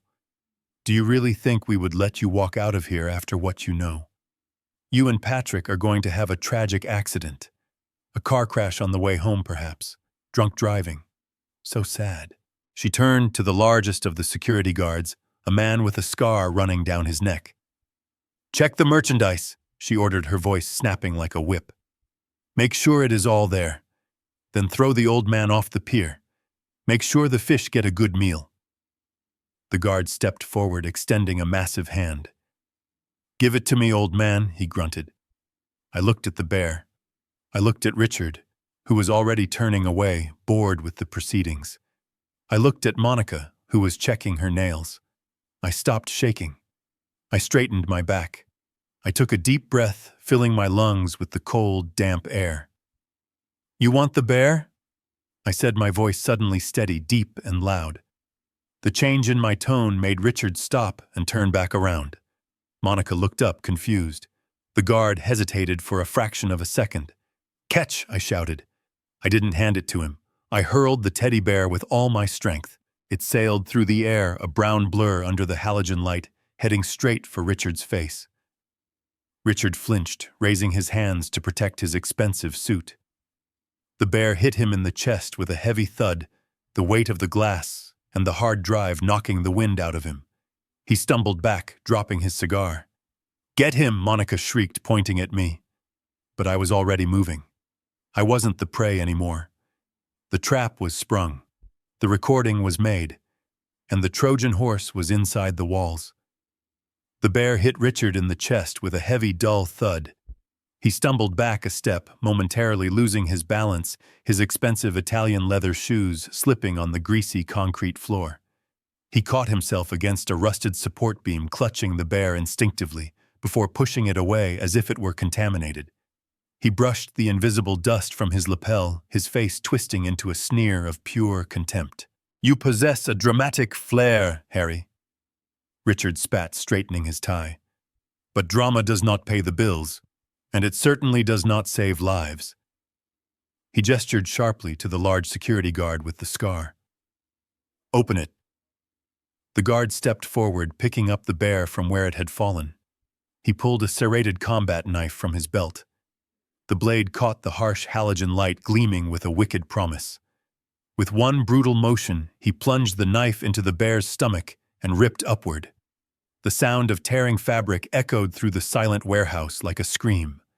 He turned the bear upside down and shook it violently. First came the fake hard drive wrapped in bubble wrap. It hit the floor with a clatter.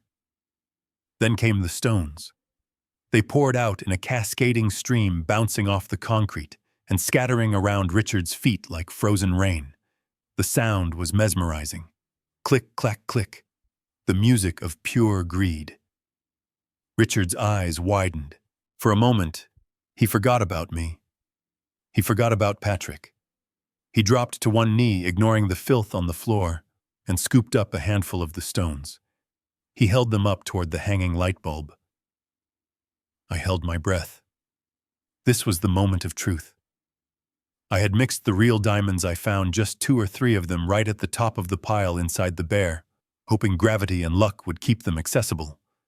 The rest were just sanded aquarium glass. But under the yellow flickering light of a warehouse, visual identification is a nightmare even for an expert. Richard squinted, rolling a large, cloudy stone between his thumb and forefinger. He pulled a small jeweler's loop from his pocket. Of course, he carried one, and pressed it to his eye. My heart hammered against my ribs. If he picked a piece of glass, we were dead. If he picked the diamond, we had a chance.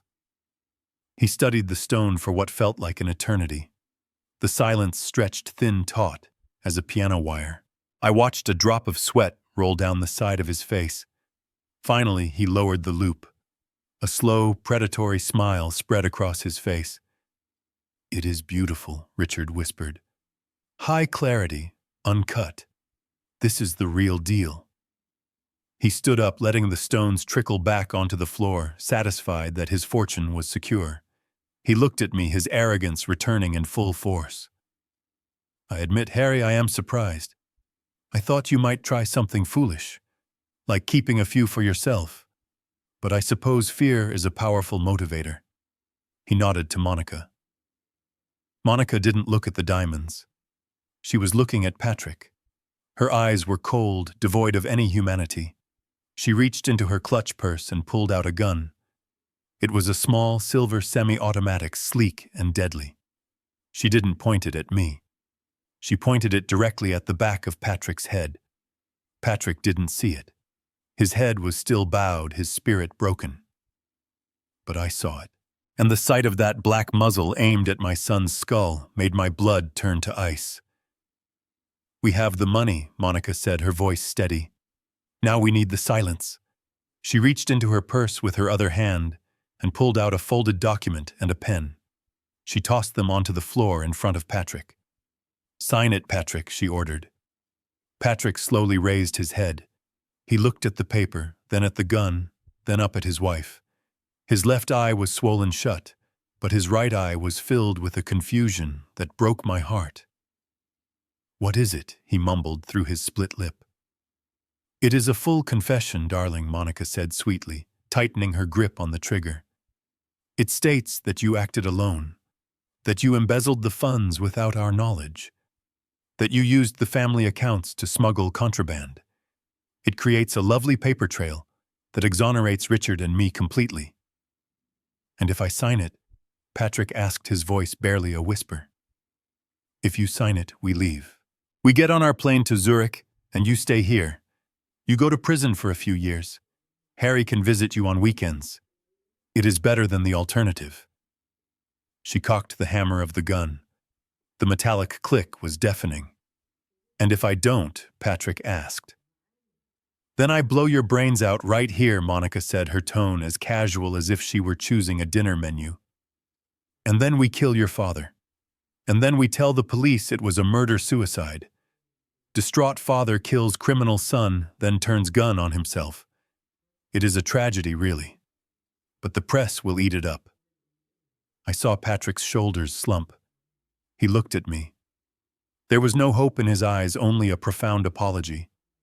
He reached out a trembling hand and picked up the pen. "Do it, Dad," he whispered to me. "Just go. Live for Lily." He touched the pen to the paper. I watched him. My son. My flesh and blood. About to sign away his life to save mine. About to take the fall for the monsters who had enslaved him. I felt something bubble up in my throat. It wasn't a scream. It wasn't a sob. It was a laugh. It started low, a rumble in my chest, and then it erupted. I threw my head back and laughed. I laughed loud and hard. The sound bounced off the metal walls, echoing, distorting, sounding like the cackle of a madman. Patrick stopped writing. He looked up at me, terrified. Richard froze, frowning. Monica's eyes darted from Patrick to me, the gun wavering slightly. "What is so funny, old man?" Monica snapped. "Have you finally lost your mind?" I kept laughing. I laughed until tears squeezed out of the corners of my eyes. I reached into my jacket pocket. The security guards tensed hands, going to their weapons, but I moved slowly. I pulled out my pack of cigarettes and my Zippo lighter. I flicked the lighter open. Clink. The flame flared up, illuminating my face. I lit the cigarette, took a deep drag, and exhaled a long plume of blue smoke into the stagnant air. I looked at Richard. I looked him right in the eye, and I smiled. Not the fake servile smile I had worn earlier. A real smile. The smile of a man who is holding a royal flush. Richard, I said, my voice calm and mocking. You are a genius when it comes to zoning laws. You are a wizard with tax evasion. But let me tell you something about gemstones. You are an absolute moron. Richard's face darkened. What did you say to me? I took another drag, stepping closer to the pile of stones on the floor. I kicked one of them with the toe of my shoe.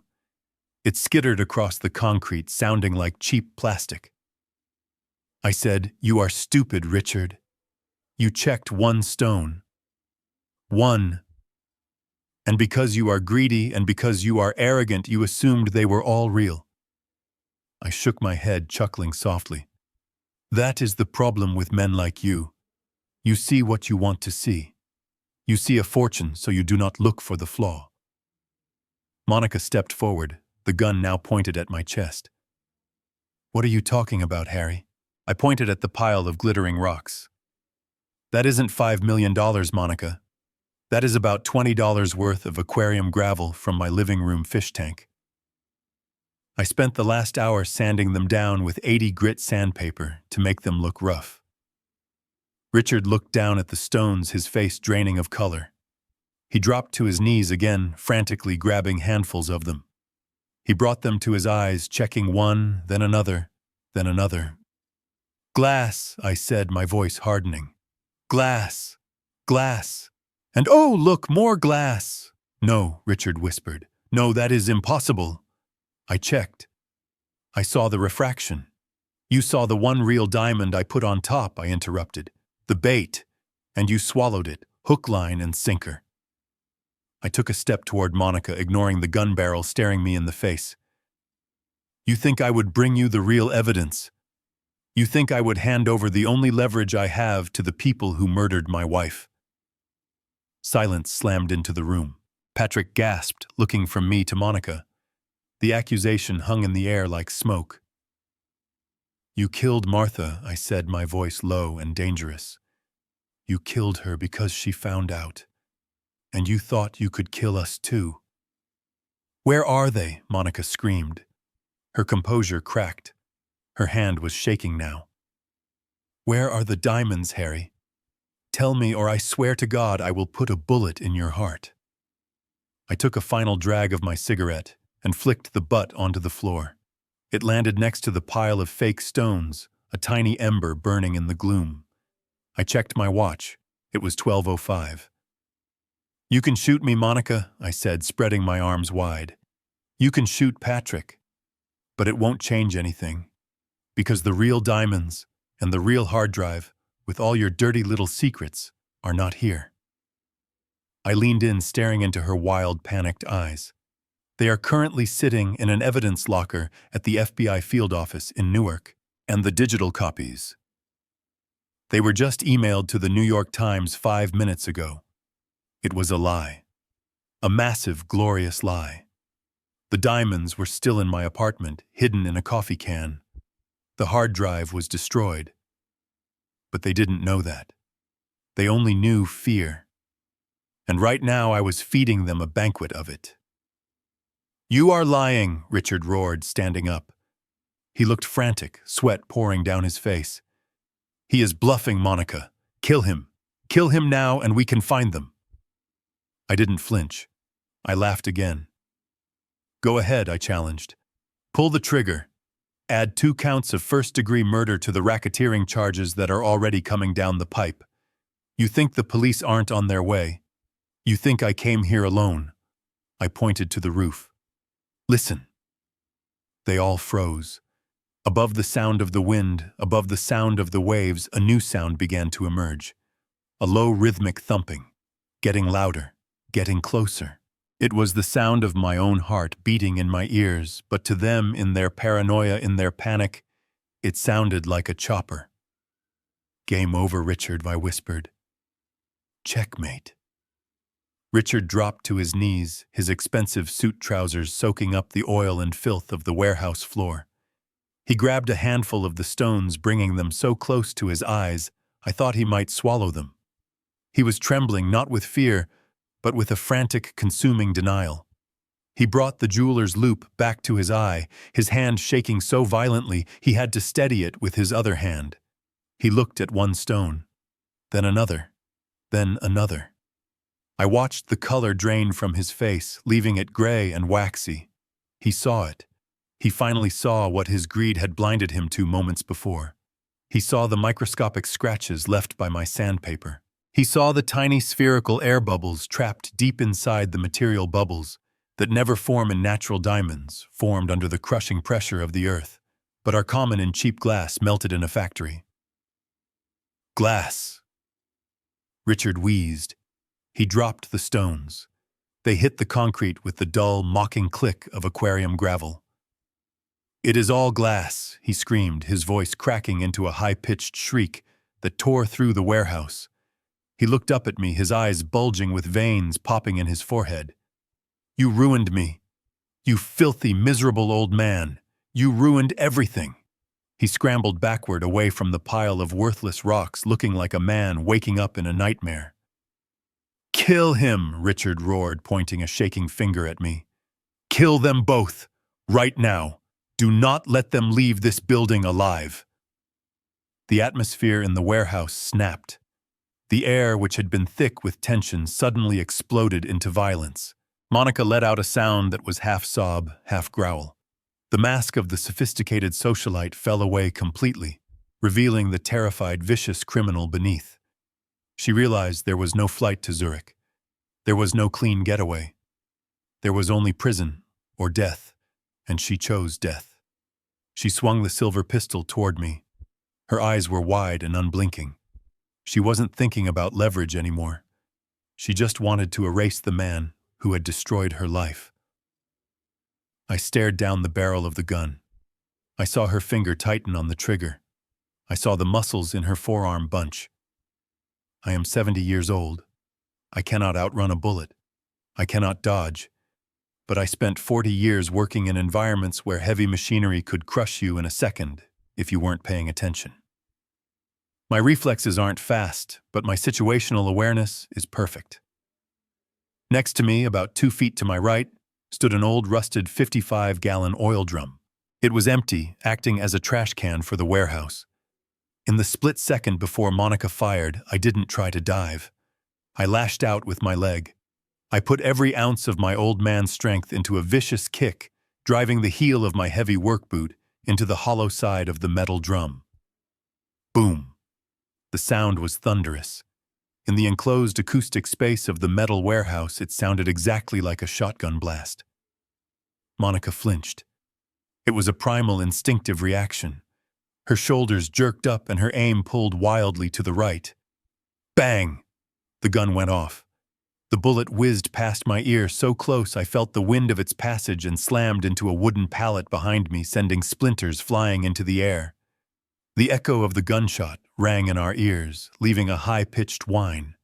Monica stood there, stunned, the gun smoking in her hand. She tried to bring it back to bear, tried to correct her aim, but the chaos had already begun. Patrick had been watching. My son, the man who had spent his entire adult life bowing his head, the man who had let these people walk all over him, had seen his father almost die. He had seen his wife pull the trigger. Something inside Patrick broke. Or maybe something finally healed. The fear that had paralyzed him for 5 years evaporated. The hesitation vanished. He let out a roar, a deep guttural sound that I had never heard from him before.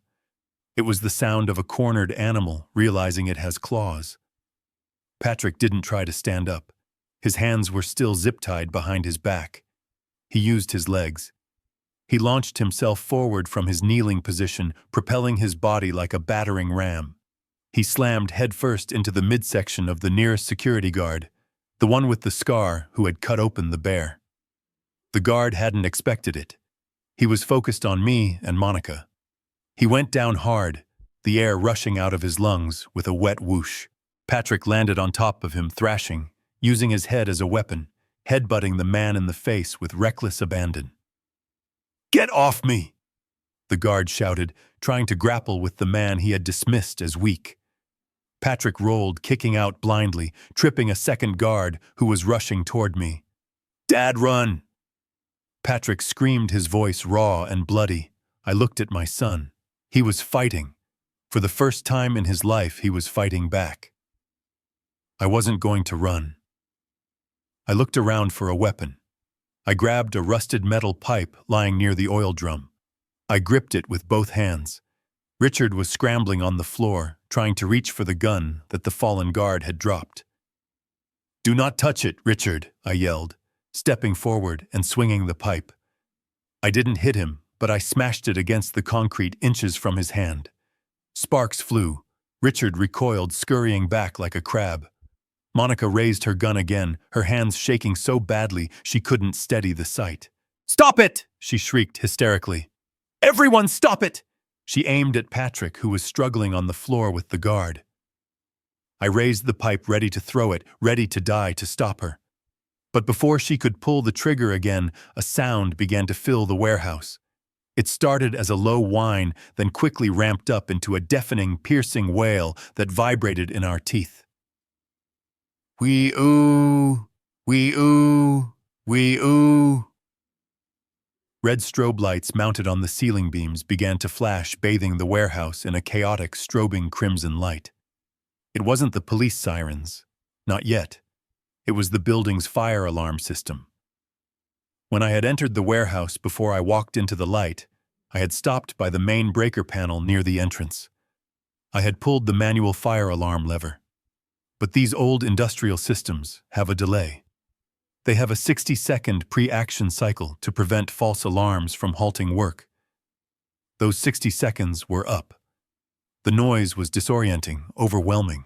It bounced off the metal walls, making it impossible to think, impossible to hear orders. "Fire!" one of the guards yelled, looking up at the flashing lights. The confusion was total. The guards looked at Richard. Richard looked at the door. Monica looked around wildly, the gun wavering. In the strobing red light, the warehouse looked like hell itself. I dropped the pipe and ran toward Patrick. I kicked the guard in the ribs hard, forcing him to roll away. I knelt down next to my son. "Stand up!" I yelled over the screaming alarm. "Stand up, Patrick!" He looked at me, blood streaming down his face, his eyes wild and alive. He struggled to his feet. I spun him around. I pulled the knife from my pocket, the cargo knife I had used to cut the bear earlier. I jammed it between his wrists and sawed frantically at the thick plastic zip ties. Come on," I muttered. The plastic snapped. Patrick's arm swung free. Monica recovered from the shock. She saw us. She raised the gun again, her face twisted into a mask of pure hatred. "It is over, Harry," she screamed, though her voice was barely audible over the sirens. She took a step forward, steadying her aim. She was going to execute us right there in the flashing red light. But then beneath the wail of the fire alarm came a new sound, a deeper sound, a sound that shook the floor. Crash! The main metal door of the warehouse, the one behind me, didn't just open. It buckled. A massive armored truck painted matte black with the letters SWAT stenciled on the side rammed through the corrugated metal like it was tinfoil. The door crumpled and flew inward. Debris rained down. Smoke billowed. And through the hole in the wall, a voice amplified by a loudspeaker boomed, cutting through the chaos like the voice of God. "Federal agents, drop your weapons. Drop them now." The chaos that followed was absolute. The hole in the warehouse wall was a jagged wound, pouring smoke and blinding white light into our dimly lit purgatory. Men in heavy tactical gear swarmed through the breach like black hornets, their movements precise, synchronized, and terrifyingly fast. They didn't scream. They didn't panic. They simply shouted clear, concise commands that cut through the wail of the fire alarm. "Get on the ground. Now. Hands where we can see them." The 4 security guards, the men who had looked so imposing just minutes ago, dropped to the floor instantly. They knew the score. They were hired muscle paid to intimidate debtors, not to die in a shootout with a SWAT team. They spread their eagle on the greasy concrete, abandoning their employers without a second thought. Richard Donovan did not get on the ground. He stood frozen in the center of the room, his mouth hanging open, his mind unable to process the collapse of his reality. He looked at the armored truck, then at the laser sights dancing across his chest, and he made the mistake of thinking his name still carried weight here. "I am Richard Donovan," he bellowed, trying to summon the authority he used in boardrooms. "I own this property. These men are trespassing. I demand to speak to your commanding officer immediately." 2 agents moved in on him. They didn't care about his property portfolio. One of them, a man built like a linebacker, struck Richard behind the knees with a baton. Richard folded like a cheap lawn chair. He hit the floor face first, his nose cracking against the concrete. "Do not move," the agent barked, pressing a knee into the small of Richard's back. My lawyer Richard screamed, his voice muffled by the floor spit and blood mixing with the dust. "Call Alvarez. I want Alvarez. This is police brutality. I will have your badges. I will have your jobs." The agent ignored him, wrenching Richard's arms behind his back. The metallic ratchet of handcuffs tightening was the sweetest sound I had heard in 5 years. It was the sound of consequences finally catching up to a man who thought he was a god. I looked over at Monica. She hadn't moved. She was standing near the pile of fake diamonds, the silver pistol still dangling from her fingertips. She looked like a statue of a fallen queen, her red evening gown shimmering under the strobing emergency lights. She was staring at me. Her expression wasn't angry anymore. It was vacant. Shock had wiped her clean.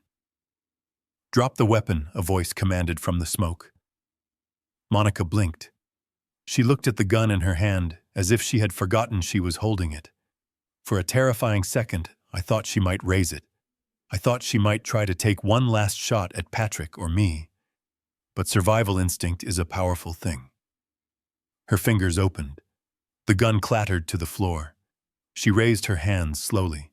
Tears began to stream down her perfectly made-up face, ruining her mascara, turning her cheeks into black streaks of ruin. "I am a victim," she sobbed, her voice rising in a desperate, high-pitched wail. "They kidnapped us. My father-in-law and my husband. They are crazy. They forced us here. Please, you have to help me." An officer moved in, spinning her around. He didn't buy the act. He grabbed her wrists, pulling them behind her back. "You have the right to remain silent," he recited the words, mechanical and final. "No, no, no!" Monica shrieked, struggling as the cold steel cuffs bit into her skin. "I am Monica Donovan. You cannot touch me. Look at my dress. Look at me. I am not a criminal." As the officer marched her past me, I saw it. Clutched in her left hand, her fingers curled tight in a death grip, was the hard drive I had given her. The fake drive. She had held onto it through the entire raid, terrified of losing her leverage. That drive, I called out to the officer, pointing at Monica's hand. "Bag it.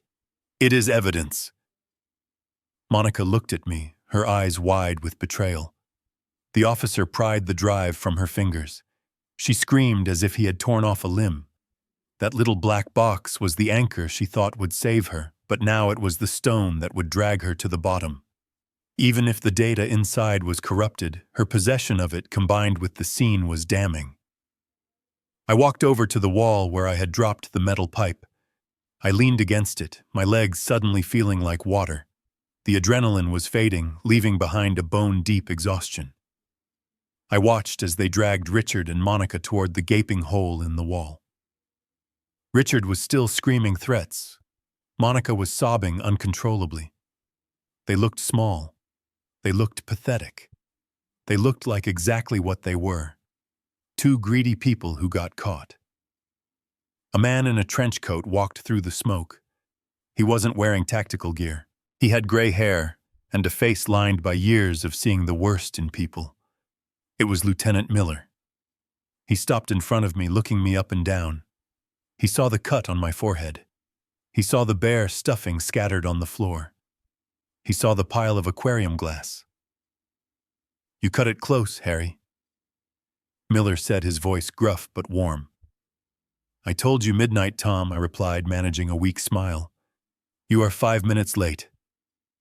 Traffic was a bitch. Miller grunted. He looked over at the agents securing the scene. We got the email. The boys at the cyber division are already having a field day with those bank transfers. But we needed to catch them in the act. I reached into my pocket and pulled out my digital recorder. The little red light was still blinking. I have them on tape, Tom, I said, handing it to him. Confessing to the smuggling, confessing to the bribery, and confessing to Martha's murder. Miller took the recorder. He held it like it was a holy relic. We will get them, Harry, he promised. For everything. The feds are already talking RICO charges. They are never going to see the outside of a cell again. I nodded. I didn't need to say thank you. The look in his eyes was enough. I pushed myself off the wall. I had one more thing to do, the most important thing. I walked through the maze of police officers and crime scene tape toward the center of the room. Patrick was sitting on an overturned crate. A medic was wiping the blood from his face. His eye was swollen shut, turning a gruesome shade of purple and black. His shirt was torn, revealing bruises on his ribs.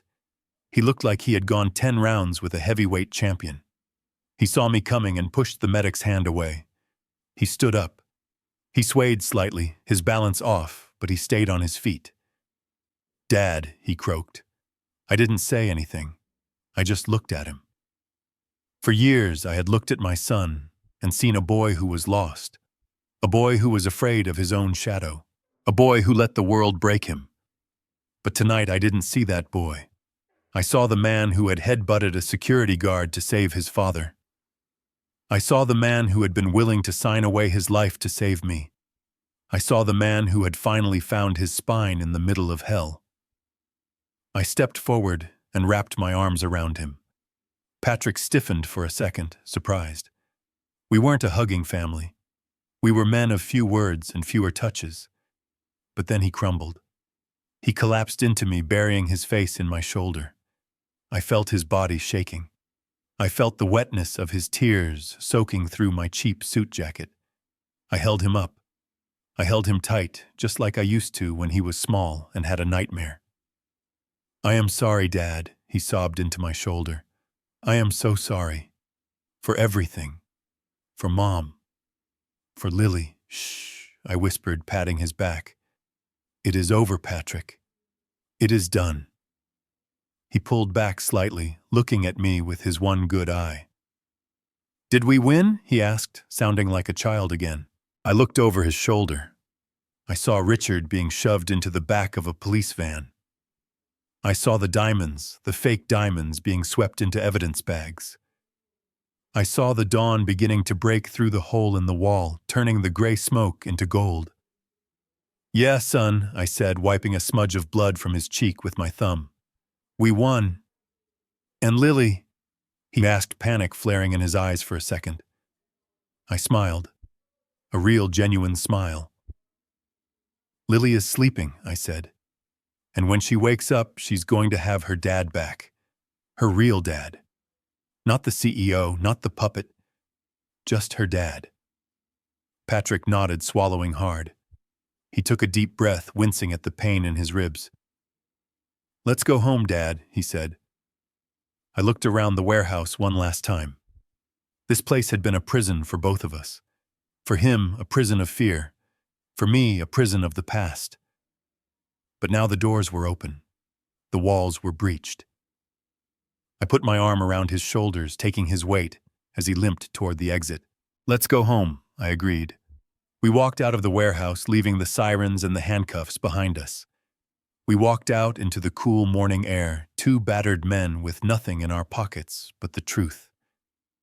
And as the first rays of the sun hit the water of the harbor, making the dirty waves sparkle like diamonds, I knew that for the first time in 5 years I was truly free. The nightmare was over. But the story, our story, was just beginning. It has been exactly 365 days since the red lights of the fire alarm bathed that warehouse in the color of blood. A year is a long time. It is enough time for seasons to change, for wounds to heal, and for the truth to bury the lies that almost destroyed us. The city looks different to me now. When I drive past the skyline, I do not see the towering monuments of Richard Donovan's empire anymore. I see buildings that have been seized by the government, assets that have been frozen, and a legacy that has been dismantled brick by brick.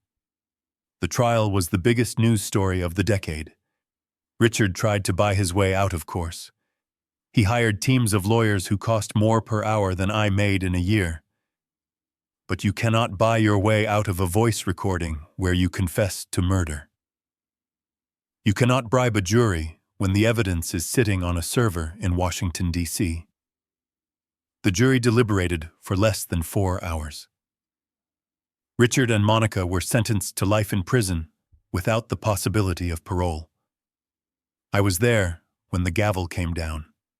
I didn't cheer. I didn't smile. I just felt a heavy weight lift off my chest, a weight I hadn't realized I had been carrying since the day Martha died. Justice does not bring the dead back, but it lets the living breathe again. Patrick did not walk away unscathed, and that is right. He pleaded guilty to conspiracy and wire fraud. But because of his cooperation, because he was the one who physically fought to save us in that warehouse, and because the judge saw a man who had been a victim of coercive control, he was granted leniency. He served 6 months of house arrest and 5 years of probation. But the Patrick who walked out of that courtroom was not the same man who walked in. I sat on a wooden park bench watching the autumn leaves drift down from the oak trees. The air was crisp, smelling of pine and damp earth. Across the grass near the duck pond, a man was setting up a picnic blanket. He was wearing jeans and a flannel shirt, his sleeves rolled up to reveal forearms that were starting to show the definition of hard work. It was Patrick. He doesn't wear suits anymore. He burned them. All of them. After his house arrest ended, he got a job at a custom furniture workshop in the quiet part of town. He started at the bottom, sweeping floors and sanding wood. It turns out he has a knack for it. He likes the smell of cedar. He likes the honesty of building something with his hands, something that stands up because the joinery is solid, not because a lawyer argued it into existence. He looks 10 years younger. The gray in his skin is gone, replaced by a healthy tan. He laughs now, a real laugh, deep and loud, that comes from his belly. Dad Patrick called out, waving a paper plate. "The burgers are ready." I stood up, my knees protesting a little less than usual. I walked over to the blanket where my family was gathered. It was a small circle. Just me, Patrick, and the birthday girl. Lily turned 11 today. There was no catering staff. There was no string quartet. There were no senators or business tycoons stopping by to kiss the ring. There was just a charcoal grill, a cooler full of soda, and a chocolate cake that Patrick had baked himself. It was slightly lopsided, and the frosting was a bit messy, but to me it looked like a masterpiece. Lily was sitting cross-legged on the grass wearing a denim jacket and sneakers. She looked up at me, her eyes bright and clear. She wasn't the terrified prop in a high society play anymore. She was just a kid. "Happy birthday, Pumpkin," I said, sitting down next to her. "Thanks, Grandpa," she beamed. "Dad made burgers. They are burnt a little bit, but do not tell him." I winked at her. Our secret. I reached behind me and pulled out a gift bag. It wasn't wrapped in gold foil. It was a simple paper bag from the local toy store. "I have something for you," I said. Lily took the bag. She didn't tear into it with the frantic greed I had seen at her party last year. She opened it carefully. She reached inside and pulled out a teddy bear. It wasn't huge. It wasn't imported from Switzerland. It didn't have a designer label or a hidden compartment for diamonds.